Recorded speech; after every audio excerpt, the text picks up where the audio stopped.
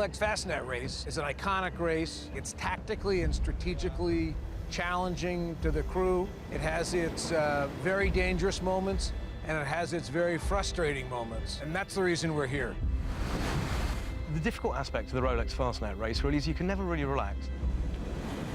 The Rolex Fastnet Race is one of those ocean classics that everyone has on their list to do. And it's contagious. You know, once you've done one, you want to do it again. They keep coming back because it's a personal challenge.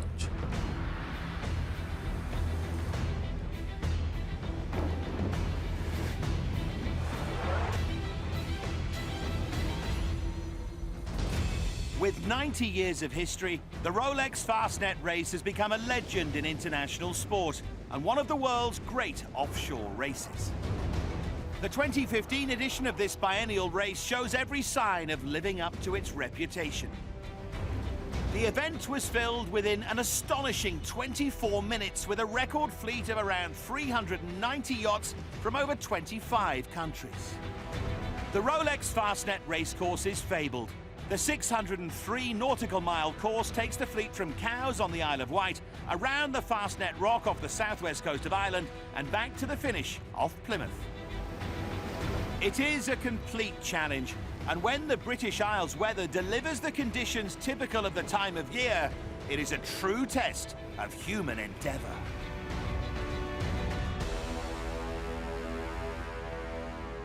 Like all great ocean races, the Rolex Fastnet Race has an iconic landmark. The Fastnet Rock, located on the southern tip of Ireland, is an emotive sight for any sailor. Leading the fleet, the rapid multi-hulls and the maxi monohulls will set the pace, the latter with the goal of claiming line honours and challenging the monohull race record set in 2011 by Abu Dhabi in a time of 42 hours, 39 minutes. Favourites for the monohull line honours include newcomer Jim Clark's 100-foot Comanche up against former race record holder Leopard and fellow American George David with the new 88-foot Rambler. Potentially, overall race victory on IRC handicap can be claimed by anyone. In 2013, Pascal and Alexis Loison on night and day became the first double-handed crew to win the Rolex Fastnet Race outright. The Loisons returned this year, hoping but not expecting to repeat that triumph. The 46th Rolex Fastnet Race, organised by the Royal Ocean Racing Club, which also enjoys its 90th anniversary this year, starts from Cowes on Sunday the 16th of August. The starting signals will be given from the battlements of the Royal Yacht Squadron, another club with something to celebrate. 2015 is its bicentenary. Competing in the Rolex Fastnet means different things to the more than 4,000 sailors taking part. For some, it's a once-in-a-lifetime personal challenge. For others, it's part of a much bigger picture, part of a lifetime of sailing. Whatever the reason, it is never just another race.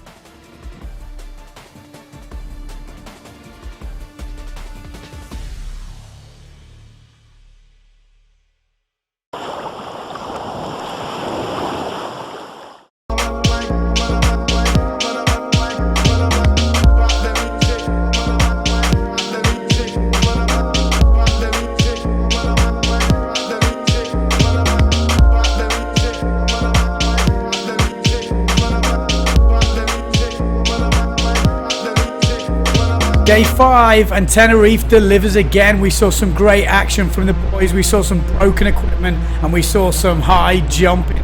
Also some big fat wave rides right in the section. But it was the main guys that got through to the quarterfinals. Swift, Fernandez, Mussolini, Traversa, Brown, Campello, Stone and Costa.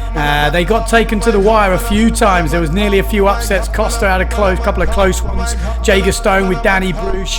Campello against Malk. There was a lot of close ones going through, but in the end, it was the main guys making it through.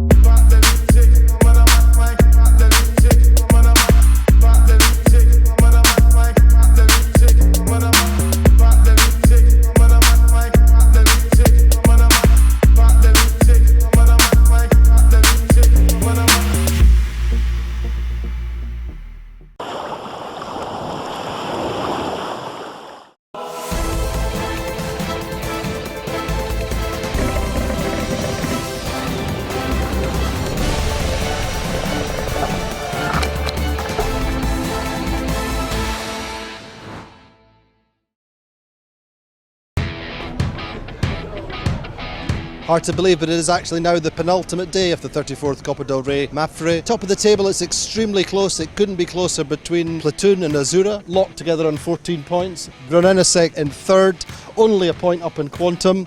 Quantum had a bad day yesterday, but Doug de Vos should find his pace today, and let's see how it goes. It was really good to come down and be out with the Quantum guys. You know, they've got a really good team together, and they're all good teams actually. It's really impressive, they're neat boats. When we got out of it a number of years ago, it sort of looked like it was on its last legs, but with the owners that have banded together and pulled it through the recession, it's like there's no better racing around that I can see. Ed, and life in the coach boat, what's it like? For me, it's an important part of developing yourself as a good overall sportsman, you know, and just trying to see what you can and learn what you can from off the boat.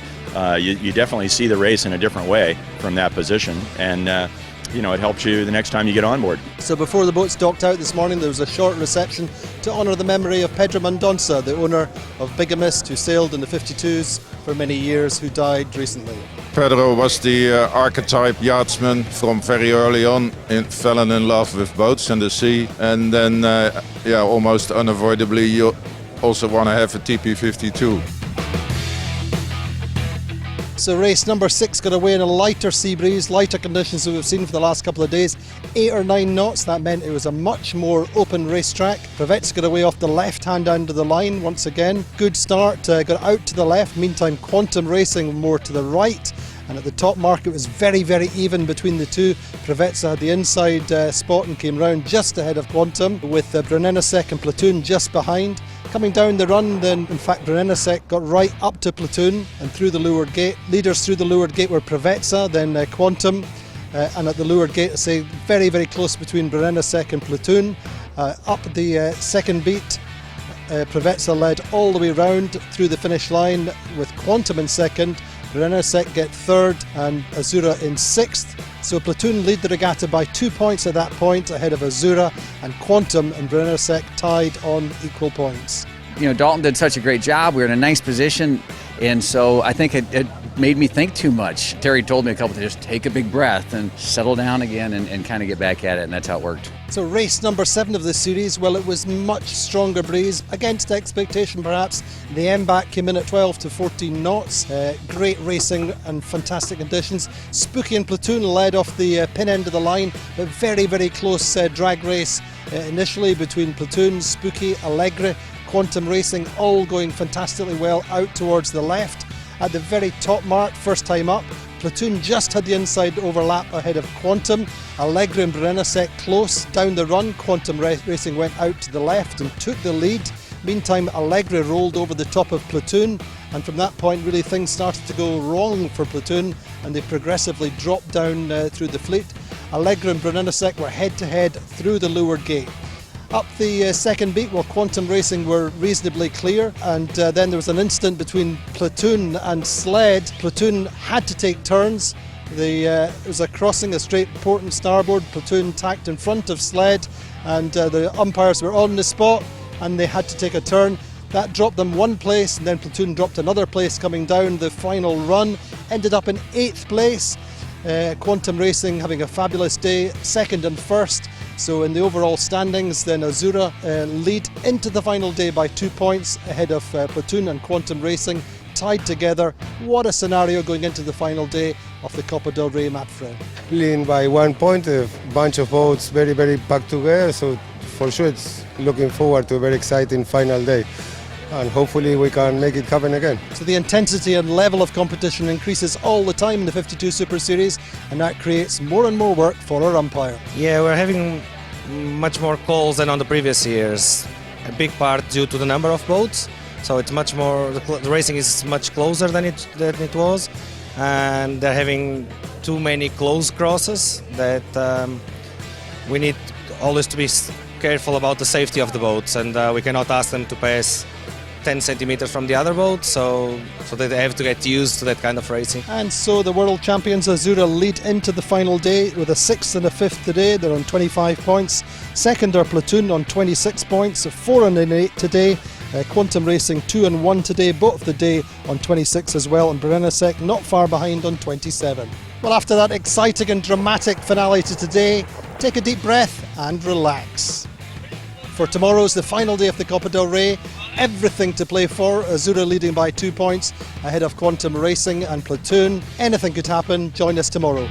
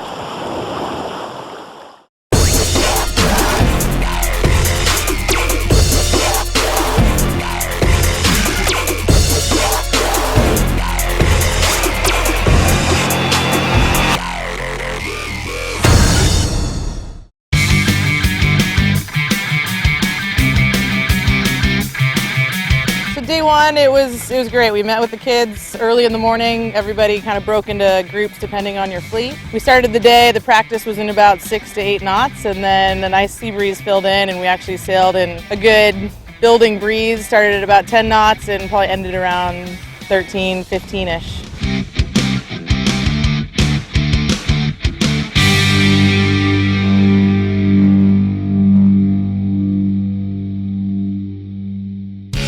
So day 2 of racing, it was forecasted to have a similar day, and we saw nice shifts. It was excellent sailing for the kids. It was a good test because it was slow shifts. You had to be patient, set up your lane. Really a lot of conserving your energy.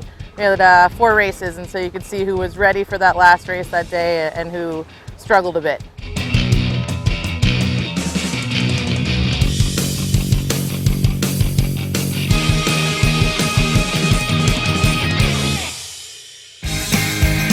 And so for day 3, we had, again, the forecast is you're just going to sit and wait for this awesome sea breeze, and it does eventually show up here, which is nice. But in the process of it getting here, there were some very big shifts left and right. But it was good. We had all 3 fleets going around the race course. Definitely it was a test of who could adjust for the changing conditions the quickest.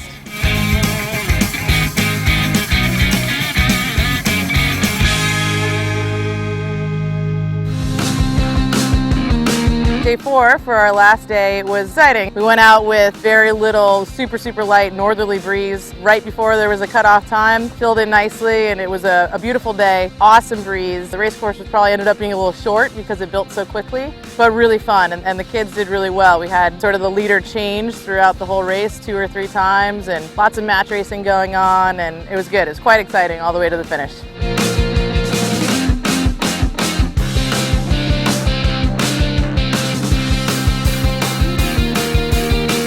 So the graphic was interesting. We had to use a peak for the first time, so it took us a while to get used to, but once we got the hang of it, I think it worked out pretty well for us. Our plan was just to play the puffs, made sure to sail towards them and stay in them, make sure we didn't sail out of them. Really stoked to win. It was an event I kind of wanted to win since last year. The competitors were really good, so the competition was amazing, and it was really run really well, so I'm pretty proud. Going into today, we had a 10-point lead and we hadn't used our throwout yet, so we had actually won the regatta on the last race of yesterday. Today we were just trying to stay out of people's way. We didn't want to mess with anyone. Kind of sailed our own race away from everyone, and it was a fun race.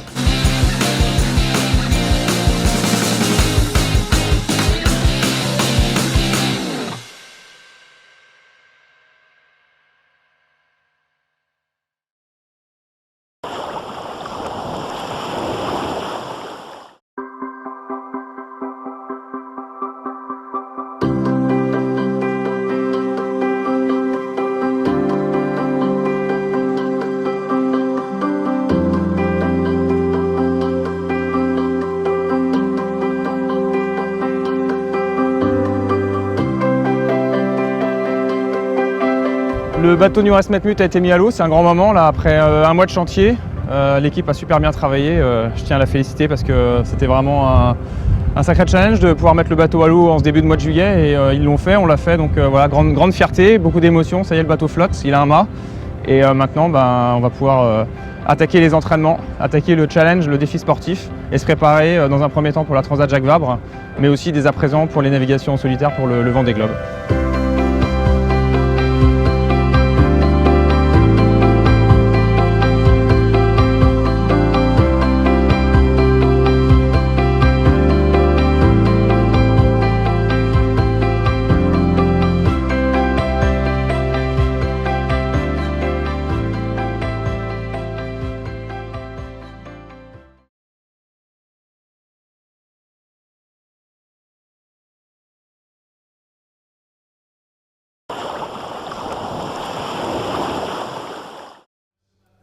The time that I've had to live fearless has to be, and given the environment or the career I've chosen, there are numerous times where I've had to look fear in the eye and overcome it.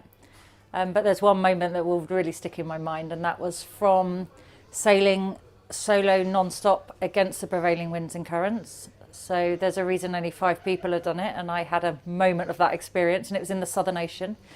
And the waves have been so violent with such strong winds that the wind instruments that talk to your autopilot that drives so you can sleep flew off the top of the rig.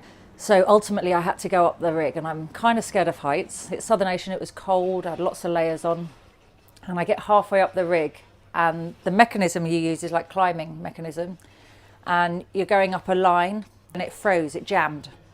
So I'm halfway up the rig, I haven't got to the top to do the job I need to do.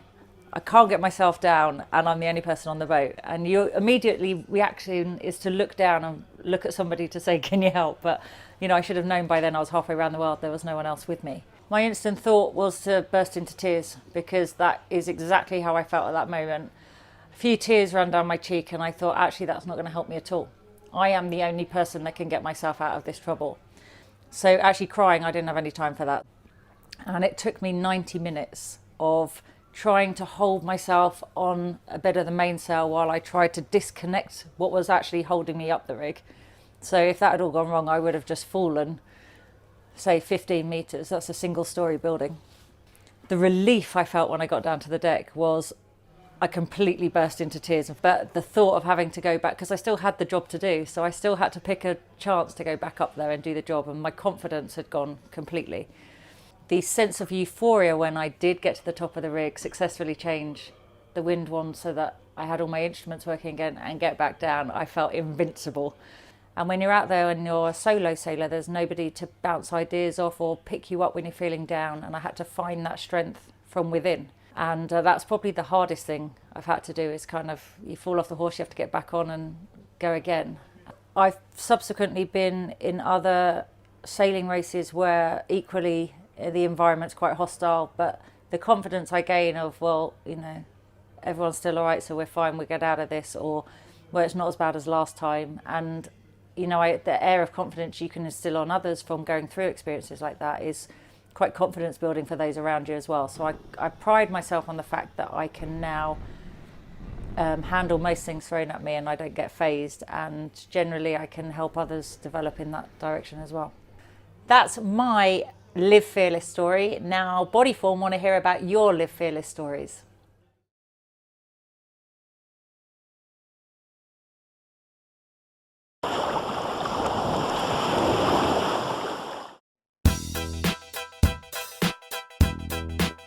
It looks like we've got a really good fleet, 110 boats, pretty diverse boats, and we've got some good weather for the rest of the week. Today's weather is about 14 knots, from the southeast about 130, so it's a little bit east of probably what it would normally be.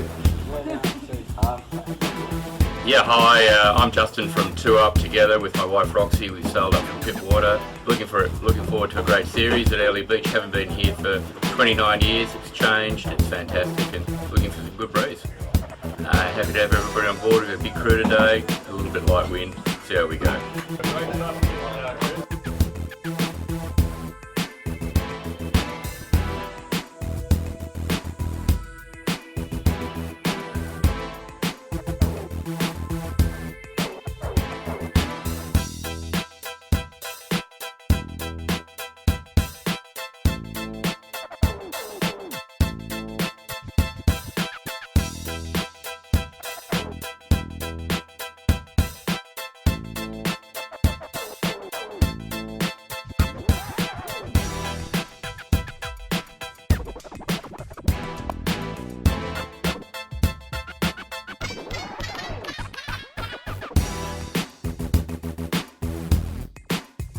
Bye.